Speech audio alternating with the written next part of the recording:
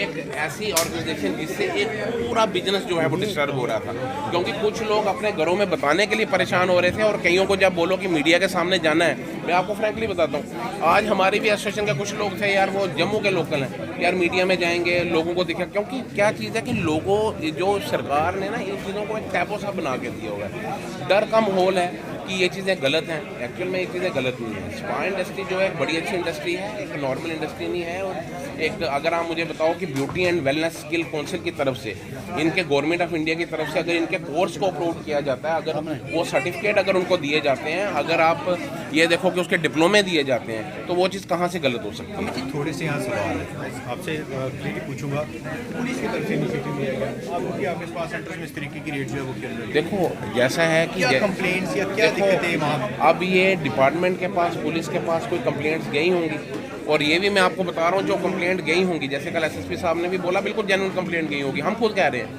क्योंकि कुछ लोगों ने यहाँ पे गंदगी डाल के रखी है, मंदिरों के शहर के अंदर गलत काम किया होगा, जो भी स्पा इंडस्ट्री के हैं, और कौन होंगे। आज वो लोग यहाँ पे नहीं दिखेंगे क्योंकि डरते हैं। अगर सोच करो आपकी एसोसिएशन के साथ एसोसिएटेड, देखो मैं आपको बता रहा हूँ, हमने एसोसिएशन के साथ हमने भाई साहब कम से कम 3 मीटिंग कर चुका हूँ मैं। उन 3 मीटिंग के अंदर मैं उनको रिक्वेस्ट की है, मैंने हाथ जोड़े हैं, यार गलत काम मत करो। मैं कहा मत करो, ये इंडस्ट्री पूरी खराब हो जाएगी, इंडस्ट्री बदनाम हो जाएगी। गलत काम स्पा सेंटर्स में देख रहे अब जो देखो कंप्लेंट तो हमारे पास भी आती है, कोई वहाँ पे कहता है कि गलत काम हो रहा है।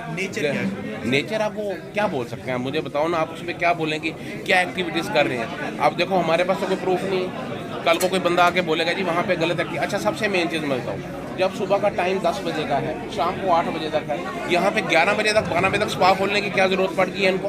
क्या लोगों को थकावट रात को 11 बजे के बाद होती है? गलत है, क्योंकि आप मैक्सिमम चीज़ ये देखो कि लोग रात को जो है 11 बजे 10 बजे, यहाँ तक कुछ ऐसे स्पा सेंटर भी हैं रात को 12 बजे तक भी ओपन है, उसके ऊपर कार्रवाई होनी चाहिए।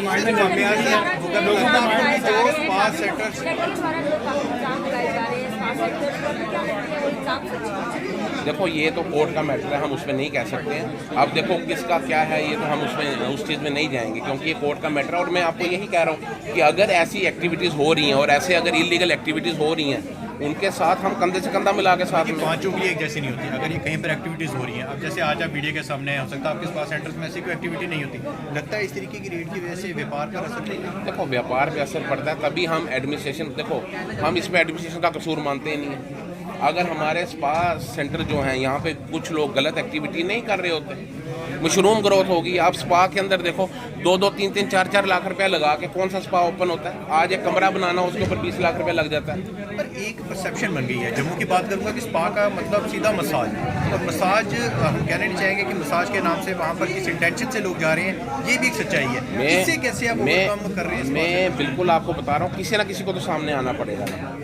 आज मैं सामने आया हूँ, मैं कोशिश कर रहा हूँ, अगर मेरी कोशिश सक्सेसफुल होती है तो मैं खुशकिस्मत मानूंगा अपने, क्योंकि कम से कम देखो एक मिनट मैं आपको बता रहा हूँ कि मैं शहर का हूँ, जम्मू का हूँ, मैं समाज के लिए काम करता हूँ, और इस चीज़ के लिए अगर कोई गलत एक्टिविटी होगी तो सबसे पहले मैं सामने हूँ। सर लोगों के माइंड में एक्टिविटी आ गई है, तो आप लोगों को कैसे समझा पाएंगे? देखो हमारा मेन मोटिव वही है, जैसे मैंने आपको सर्विसेज बता दीजिए ना, कि ताकि देखो बॉडी मसाज है, बॉडी मसाज के लिए आप आते हैं, उसमें अलग अलग थेरेपीज़ हैं। कुछ स्पा तो ऐसे हैं जब उनको मसाज के लिए पूछा जाए ना, तो उनको मसाज सर्विसेज का मालूम ही नहीं होता है।